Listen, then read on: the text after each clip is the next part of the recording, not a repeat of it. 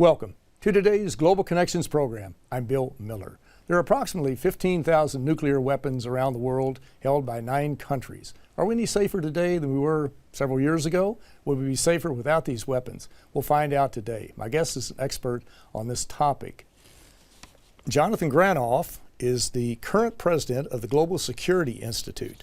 Mr. Granoff also serves as the co-chair of the American Law Association's Committee on Arms Control and National Security. Jonathan, welcome to today's Global Connections program. Thank you. It's an honor to be here. I appreciate you being back with me. There's so much fast-breaking news in this industry with the nuclear weapons. We could do this about every week and get an update. But let's just briefly, what is the Global Security Institute? Well, it's a nonprofit focused on advocacy for a safer, saner world without nuclear weapons. The visionary who founded it was a senator from California named Alan Cranston. He met Albert Einstein in the late 1940s, right after the bomb was created. And he was convinced that this was really the issue. If we got every other issue right and didn't get this right, it wouldn't matter. But he also had a moral insight. He had a motto: nuclear weapons are unworthy of civilization. So we started this nonprofit. People on our board of advisors include Mikhail Gorbachev, Jane Goodall, Oscar Arias, Rigoberto Menchu Tum, Frank von Hippel. Frank von Hippel was the science and security advisor of the President of the United States. So we have very serious people. We have a program called the Nonpartisan Security Group, composed of the main diplomats who negotiated the arms control treaties that have helped us be safe enough to live. And we have parliamentarians for nuclear nonproliferation and disarmament with over 800 parliamentarians the world over. Senator Ed Markey from Massachusetts is one of our co-presidents. And but the main point that I think we need to make today is to change the reliance on nuclear weapons as a means of pursuing security to a more cooperative approach. And that was Senator Cranston's greatest insight, that behind these weapons are a set of ideas that fail to recognize the need for global cooperation. And of course, Mikhail Gorbachev on our board, this is the insight that helped end the Cold War, when he and Ronald Reagan got together and was it 1985, and they said a nuclear war can never be won and therefore must never be fought. That motto has to become the motto, the baseline motto of all the countries with nuclear weapons. It certainly and does. we're devoted passionately to making that known and then advocating the methodologies to help get us there. Well, you certainly have a great collection of people, brilliant minds, people who are very involved, dedicated to do this. And our viewers can go to your website at gsinstitute.org and get more information. I know for years you've been involved in a wide range of activities to focus attention on nuclear weapons and how devastating they are. You've been involved with interfaith groups also, and we're going to show a video in just a moment, but just give us a little brief overview of what that video will be about. Well, first, the reason why it's important is that, I think 30 years ago, if you went to see your doctor with a stomach ache, he'd just give you a pill for your stomach. Today, if he's a good doctor, he's going to ask, what do you eat? How do you sleep? What are your relations like? He'd look at your whole body because it's a whole. And I think we need to approach security more holistically. And part of security involves, of course, the science of the weaponry, the geopolitics, but also the morality behind it.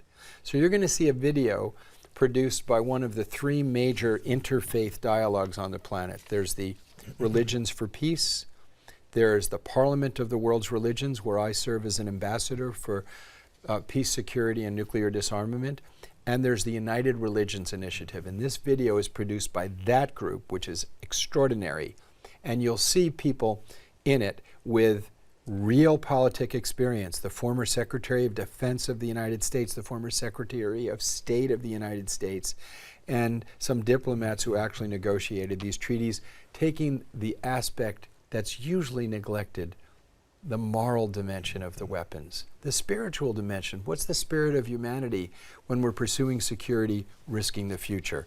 So I urge people to watch this carefully and see the spirit of it, the spirit of these men of experience. There's several in this video who had command, were involved in the command over these weapons. That's significant. That's an excellent entree, and we're going to take a look at the video right now. Thank you.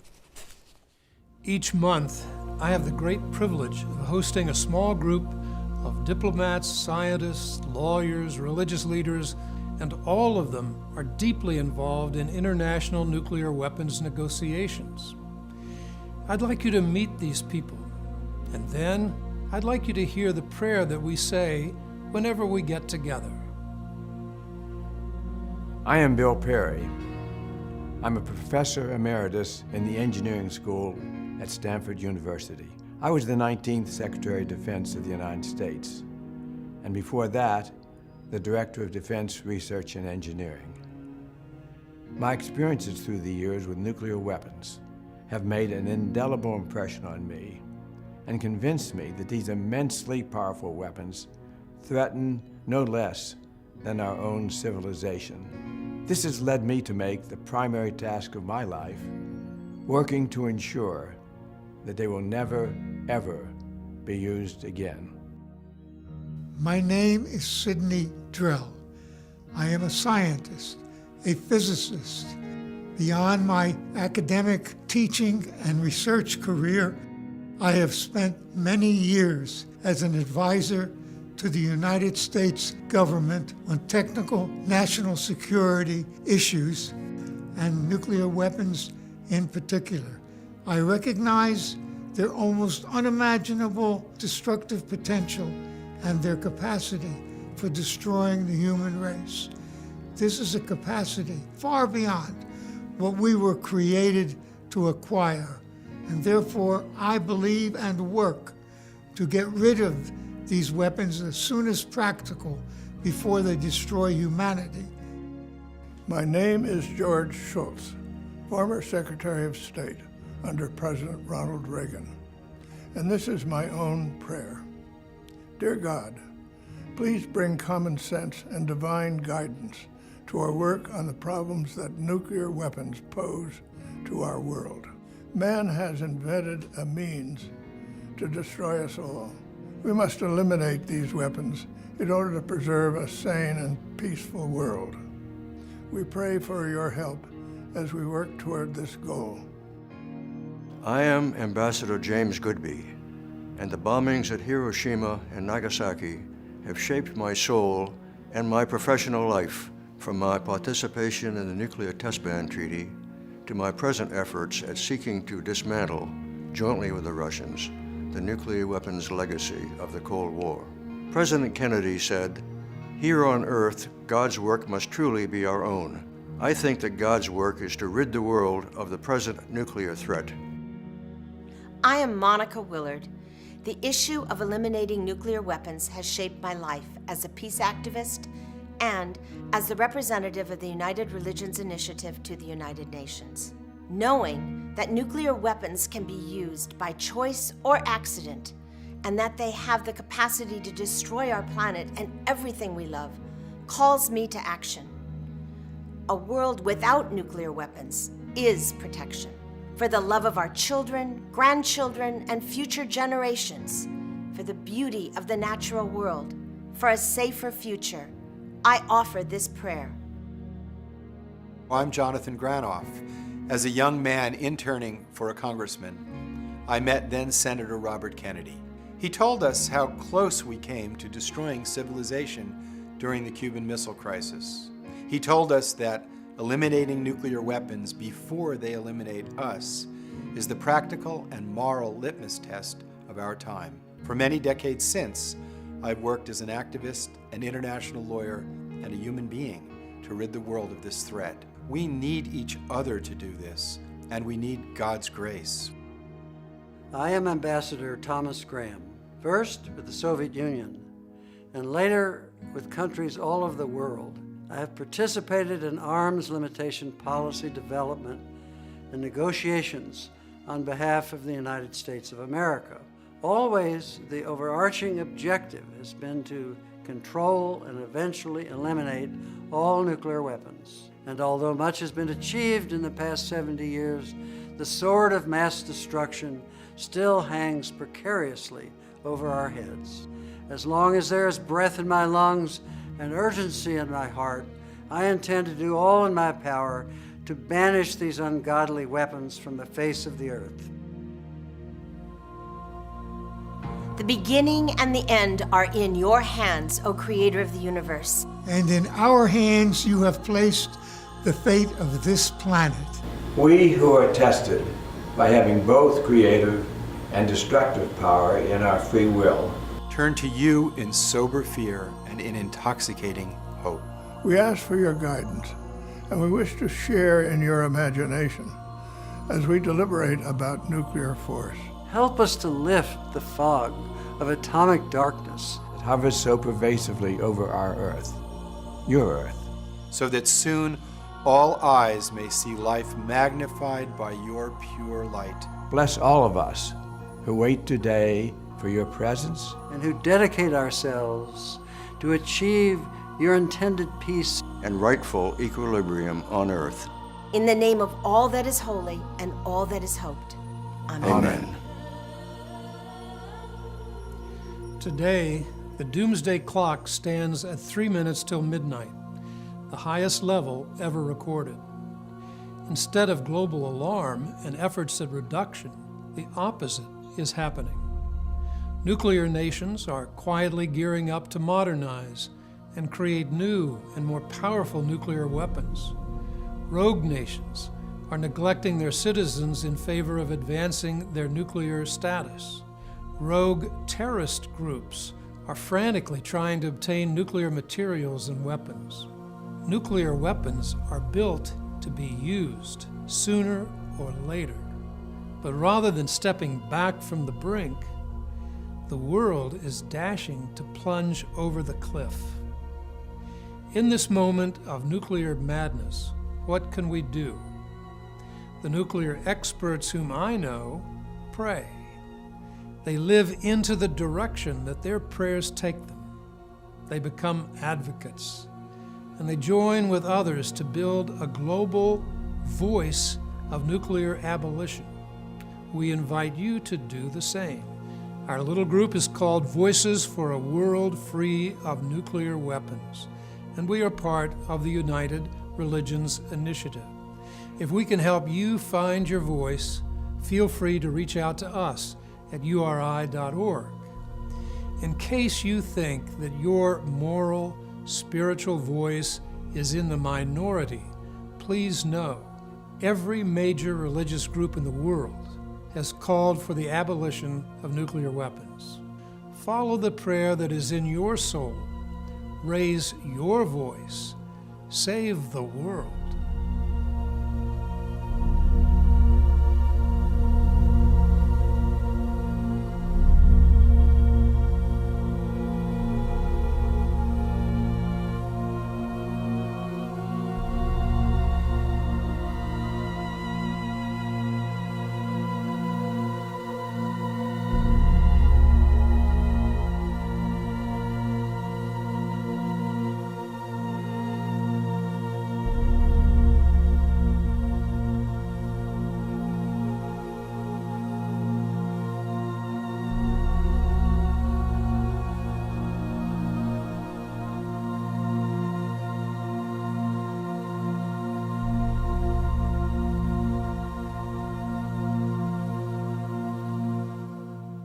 Well, you're watching Global Connections Television, which is a privately funded, independently produced program. The opinions expressed on Global Connections are solely those of the moderator and his guest.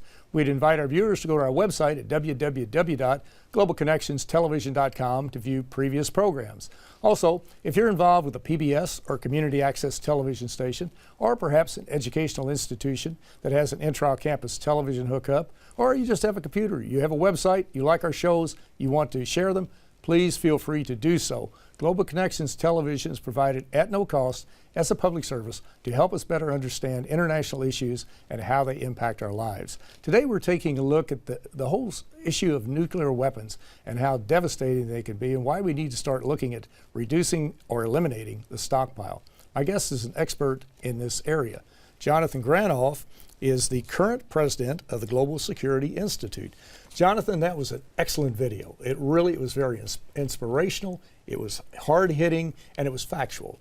How did you get involved in that, and how is it being received by people all around the world? I'm sure. Well, I've always felt that that religions are the repository of much of the wisdom of the planet, and it's very important that the leaders of religions take on these global threats, because without the moral passion behind the political movements of the world, you could end up with policies that appear practical but are morally incoherent. We have to have the moral voice at the table. You know, we are looking at an economic system that's out of sync with the natural world. So we're seeing a huge movement recognizing that we cannot continue to destroy species at 1,000 times the evolutionary base rate. We cannot continue to rely on fossil fuel and melt the polar ice cap. We have to cooperate to protect the rainforests, the oceans. 50 to 70% of our oxygen is phytoplankton, comes from phytoplankton, which depends on the health of the oceans. And yet we're not governing it. Why?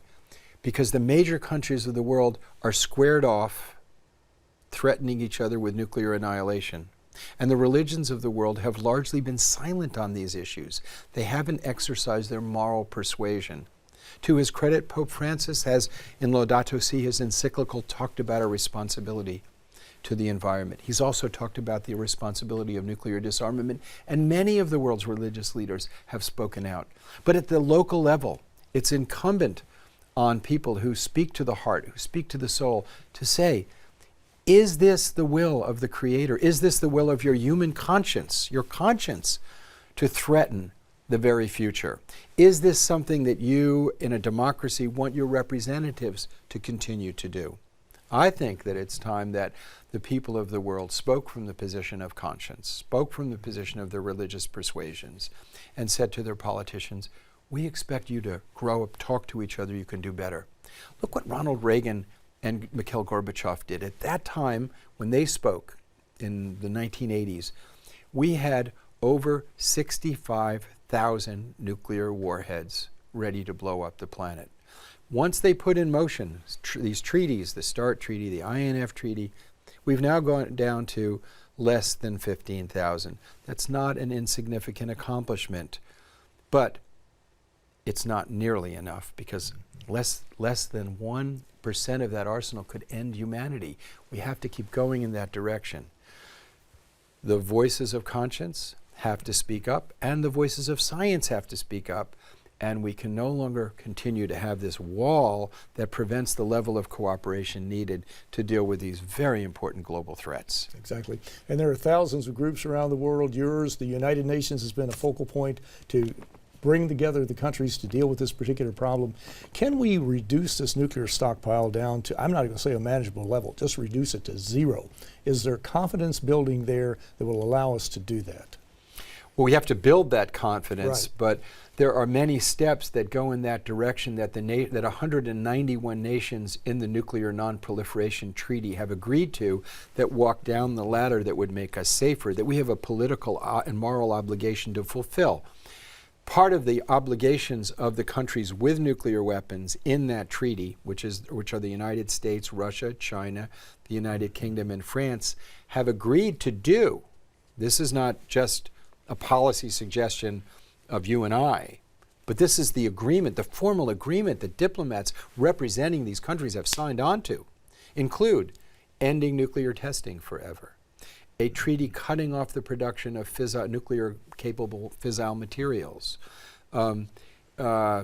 strengthening the verification safeguard regimes that we have, the International Atomic Energy Agency, lowering the status of the nuclear weapons in posturing, taking them off of alert would be an example of that. Mm-hmm. They're still in the alert status they were at the height of the Cold War. Then if you look at each of these steps, they increase the strength of the rule of law, they build greater cooperation, and they make us safer, and they're the very same things needed to get toward a nuclear weapons-free world. Are we doing this now? No. The United States presently has a president who's just pledged $1.7 trillion to modernize the arsenal and start a new nuclear arms race. Russia is mirroring this folly. and this will cause other states with nuclear weapons to similarly modernize and expand their arsenals. This is extreme folly. It certainly is. And if you think about what you could do with $1.7 trillion, and we'll be lucky if it ever gets in under budget. Nothing that the Defense Department does ever gets in under budget. Absolutely. And that's a truism across the board. But if they took that 1.7 and put it into infrastructure development, into repairing bridges, roads, paying teachers more, that type of thing, you could have an economic boom in this country and around the world to a large degree, instead of putting it into these nuclear weapons. And these weapons they have now are aging, they're decrepit, there's a greater chance of having accidents. Something could accidentally happen that could endanger the entire planet. I disagree with you about the Couldn't happen? stewardship. No, that could happen, okay. but it's not because they're aging and decrepit. Oh. They're quite lively, alive, and predictable in their delivery. And that's frightening. They definitely will go off. Over time, maybe the actual yield of the delivery might diminish or not predictable. But I don't think that anybody would care very much whether a nuclear bomb 20 times larger than Hiroshima only was 10 times larger than Hiroshima. It would still have its same effect. So the idea that, that we're like, we have to do this to make us safer. No, stewardship is reasonable. Modernization is not. The issue is in the seats of power, the argument is prepare for war, receive peace. Peace through strength. Prepare for peace, instability occurs, war occurs. The precondition for social development to meet the sustainable development goals, eliminate poverty, protect the climate, all of these common goods that's real security. The precondition for that is peace and security. And the weapons bring peace and security. That's the argument. We have to meet that argument and say, well, you know what? That argument rests on two of your doctrines. One is strategic stability. But while you're pursuing strategic stability, you're also pursuing military advantage. Well, military advantage is mythical. Did military advantage prevail in Vietnam, Afghanistan, Syria, Iraq? Is this what brings stability? Or did we learn something after World War II, where we had a Marshall Plan and we built trading partners in security? Did we learn nothing about how you build cooperation? The idea that we could depend on the threat of nuclear annihilation and not by accident, design, or madness use these weapons is preposterous. It's mythical and unrealistic. And the idea that in today's world we can, well, look at it this way. Imagine if the Biological Weapons Convention said no country can use polio or smallpox as a weapon, but we'll let 9 countries use the plague as a weapon. We would say that's clearly unsustainable and absurd. But that's precisely the regime we have globally for nuclear weapons. So it's a stimulus for spreading it because of its moral incoherence, but more importantly, having them on the ready and thinking that we will never make a mistake with computers. And we know that there have been many mistakes that have led us right up to the verge of destroying the planet Earth. The weather satellite was launched off the coast of Norway, and Boris Yeltsin didn't know whether it was a Trident launcher, whether it was a weather satellite. We came minutes from ending civilization. Similarly, we had a training tape put in Cheyenne Mountain in the United States that evidenced to our system that we were under attack, and we came within minutes. These sorts of things are part of the human condition. We shouldn't rely on good luck forever, and we know better. As I said, we have a route toward a safer world agreed upon by the nations of the world. If we don't live up to our treaty commitments, if we don't live up to strengthening the rule of law, if we don't live up to the moral imperative of doing better, if we don't recognize what science is telling us about our failure to cooperate to protect the ecosystem, I say we're living based on myth and superstition. The myth that we can continue to rely on these nuclear weapons, they won't go off. The myth that pursuing stability by military threats is going to bring cooperation. And the myth that we continue to burn the planet Earth and survive, that's mythical. I say it's time to become realistic. Let's see what science tells us. Yes. And also the other thing is we have two tools, law and morality. That's how we control our science. That's how we control our institutions. We've just seen this video on the morality. And I'm telling you as a lawyer, the law says that we need to move in the direction of disarmament. We certainly do. And at the beginning of the program, I said, are we safer today with 15,000 nuclear weapons? You have made a compelling argument. The answer is no, we are not there. We're not. But Jonathan Granoff, I want to thank you so very much for a very interesting and a Thank very you. informative program. I We'll wish do I it had again. I do have good news. What is it? The good news is that people all over the world are waking up and saying, we can, we must, and we will do better. We can do it. Thank you. Thank you. I'm Bill Miller. Thank you for joining us today on Global Connections Television.